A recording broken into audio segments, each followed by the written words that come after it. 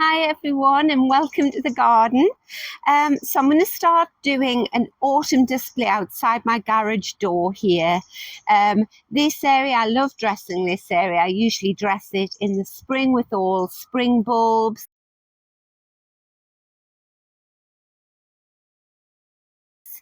Or I'll do a Halloween display here for the children. I do Christmas displays. But this autumn, I'm going to do something very different, and I'm going to take away a lot of this foliage. So all my alpine plants, they are going to go back into the greenhouse. They've loved being outside. And then I've got a lemon tree there. He can go into the greenhouse. I'm going to take away this big cart, and I'm going to paint this cement here. I'm going to paint that the same colour as the garage in the courtyard, which is a lovely earthy beige colour. I've got a very tired basket here that can come down now. And I think I'll make a nice big autumn wreath to go on there. So yes, the difference this year is that I'm not going to go out and buy plants specifically for this display. I'm going to have a good look around the garden, and I'm going to use plants that are in tubs that I can just very easily bring over here and create a display in this corner. And I can also go foraging in the area and find some other things that I can maybe sort of add to the wreath display or something like that. Anyway, it'll be, and I'll not get it all done in one day. It'll be done over a series of days. So I'm going to put the alpines in the greenhouse today and get rid of the cart, and then I'll paint this bit. I do want to change the light there. I want an old coach lamp, like the ones I saw in New Orleans, and you can get the bulbs that flicker as if they're gaslight. I want one of those put up there. So yes, very exciting. So I hope you enjoy it.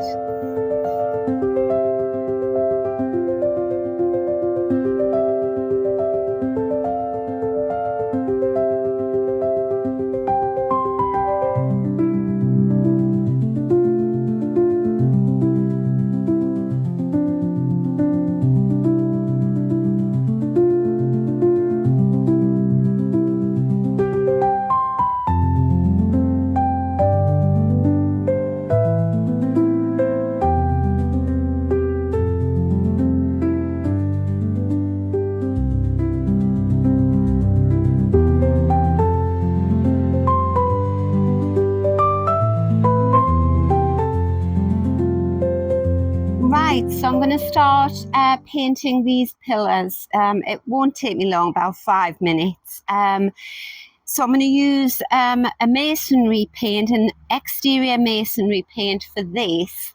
And then I'm thinking I'm going to paint the top, this wood on the top of the garage, the same colour, which is earthy beige. But for that, I'll need an exterior wood paint, so I'll have to go and get that. I don't know how I forgot to do this bit. I painted all the side of the garage earlier this year, and then just either never got around to it or just completely forgot to paint these two bits. I think it's because there was so much foliage in front of these bits of the garage. You know, it doesn't take much to put you off, does it? Like, oh, I have to shift all that. Oh, that's looking nice. It's so many years since I've had no foliage outside this garage door. I'd forgotten what a big, boring expanse of land it is. I can't believe I used to have nothing outside of it. Maybe the odd pot. What a waste of potential. And anybody who's watching my channel regularly will know that I love painting. I love changing the look of things with a quick coat of paint. But my goodness, I started earlier this year painting the railings that go all the way out on the top of the wall outside of my garden. And I'm still painting them. I've been on months.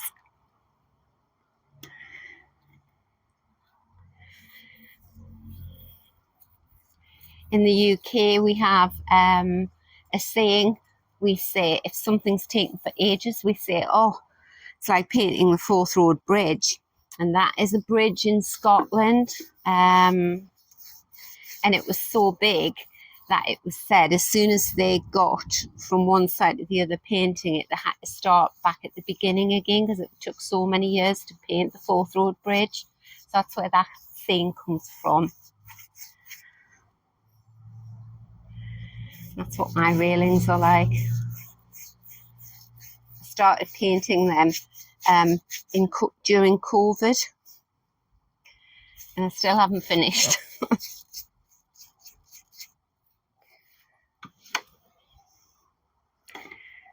The actual painting takes, like I say, about 5 minutes, 10 at the most.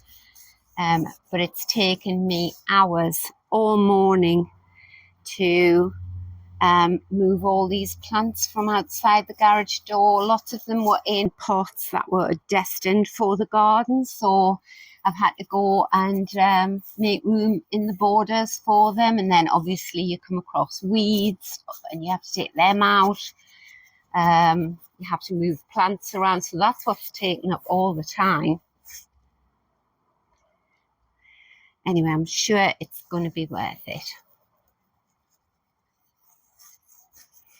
And I might, if I've got time today, I might go down to the shop and see if I can find the coach lamps. I had a look in a store up here, B&Q, but I couldn't find anything that I really liked. And I do like to see the lamps, the actual lamps, rather than just buy them online, because you really can't tell how big they are from the pictures. And I know it gives you the measurements, but I can't visualize that. Whereas when you go to the shop and they've got the actual lamp up on the wall, you can think, oh yeah, I like that one.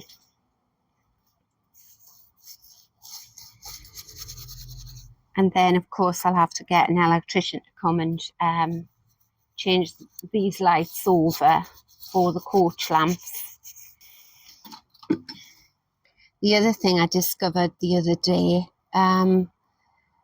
was that B&Q didn't stock those flickering light bulbs that I want. You have to source them online and they have to be compatible with the lamp that you have. So I have to get the lamp first and then source the light bulbs. There you go. I told you that wouldn't take 5 minutes. Okay, so I've brought this beautiful acer through from the courtyard, and he's really glowing. The foliage there is beautiful. And when I do these displays for the autumn, you can either do it two ways. You can bring foliage in like this and hydrangeas, and I've got a tub of Rebecca.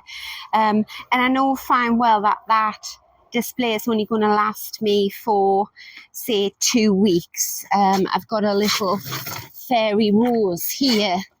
And maybe I'll get a month out of him.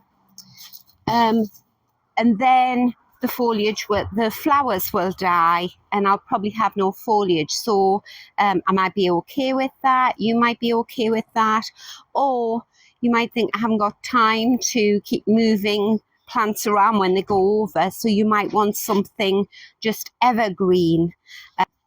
And then you could bulk up the display with structural things like beautiful pieces of wood, or I've got a broken chimney, and I love him. I love the colour, I love the shape and everything. I could use him. And the other thing I should say is this looks incredibly bright at the moment. This is a fluke day here in the northeast of England in September. So it's not been as sunny as this usually. So you've got to imagine these autumnal colours on a proper sort of overcast autumn day. and what they look like there. That actually, I think, looks a bit garish there, but I know he's beautiful, and he'll look gorgeous. Right, so what I don't like about this is that I don't like this tub. So I have to cover him up with something, and something that at the moment will go with this foliage and that won't clash with it. So I could put in this grass and build up some foliage around there. I'll just do it quickly to show you how you can sort of hide that pot. Maybe put one of those at that side. Yeah, and it just starts coming together like that. Or, as I say, I could use something structural. The other point about these displays at the moment, I'm thinking I'm not going to buy any new plants. I'm just going to use what I have. Right, so I have this beautiful piece of wood there. I've had him for years. Now, I really like him there.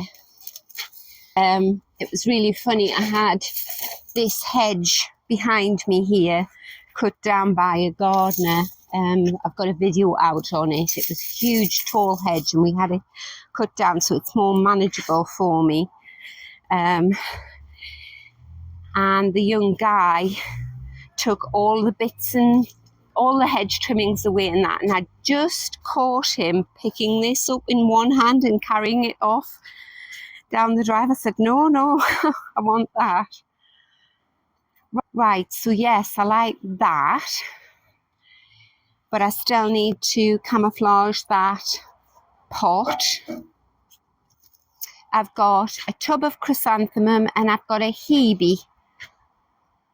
Now they are evergreen, so I could put the hebe in there, as long as the plant that you're putting in the display is kept upright, so when it rains it actually gets some water.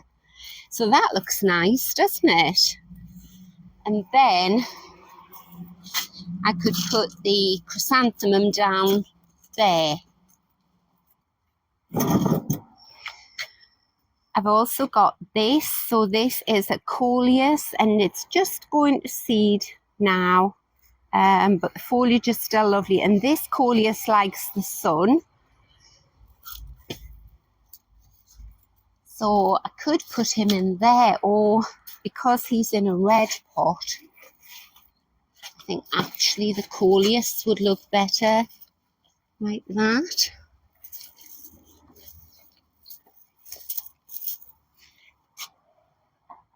What do I think of that? No, I don't like that. Right, I'm going to put the hebe back in place there. It's a nice squat pot and it's sitting nicely in there, and because it's a black pot it doesn't draw the eye. Right, I don't like that colour pot there, but I do have a big tub of chrysanthemum, so I could put him there.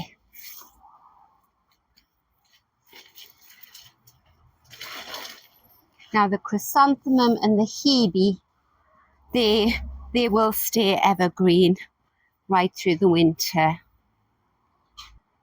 Yeah, like that. Right, we'll draw attention to this bit here. And when I'm putting together displays, I have to decide which direction I want the display to look better, because all plants look better from one angle than the other. It's like us. So if I want it to look, the display to look at its best when I'm looking at the conservatory this way, I'll angle it this way. Or do I angle it so that people coming up the drive see the best side? We'll play around and see. And I'm going to start off by putting this hydrangea in place. Because when I was in Amsterdam, there were loads of beautiful houses and they used hydrangeas for their displays.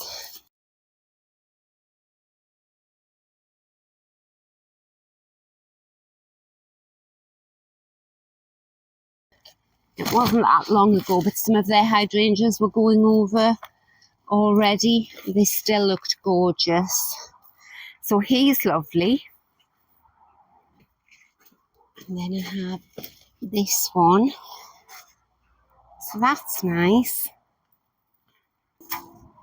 Now I also have this plant stand, which will tuck nicely in there, like that.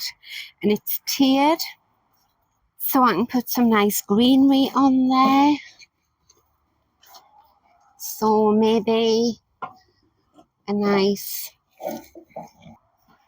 so yeah, that looks nice. A nice Hebe there. I feel I should use this rose. I'm going to put the hydrangea there. I'm going to stand the rose there. Yeah, that looks good. And maybe move this out a little bit more and put a bit more foliage there.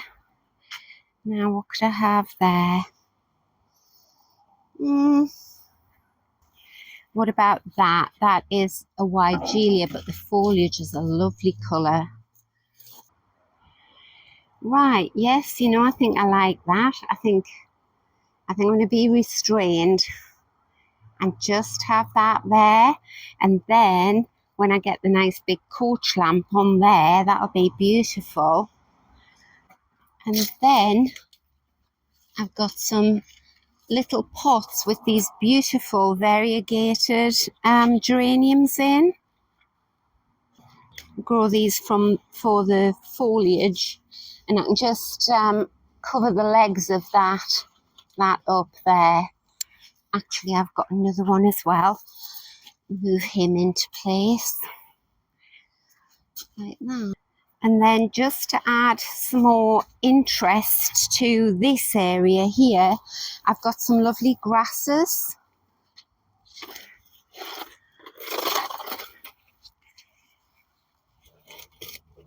Now the grasses stay evergreen as well, and I can just slot them in. I've got another grass. So this is a lovely one with little seed heads on it. Put him there.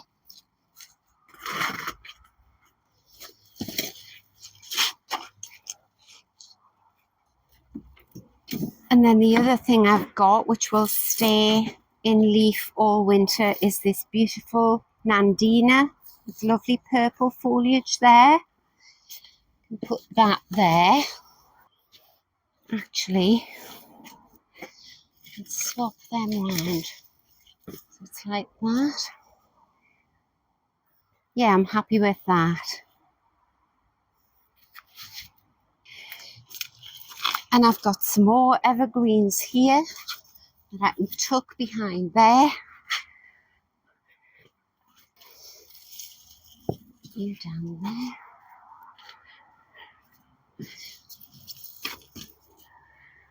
And then I've got a lovely blue one there.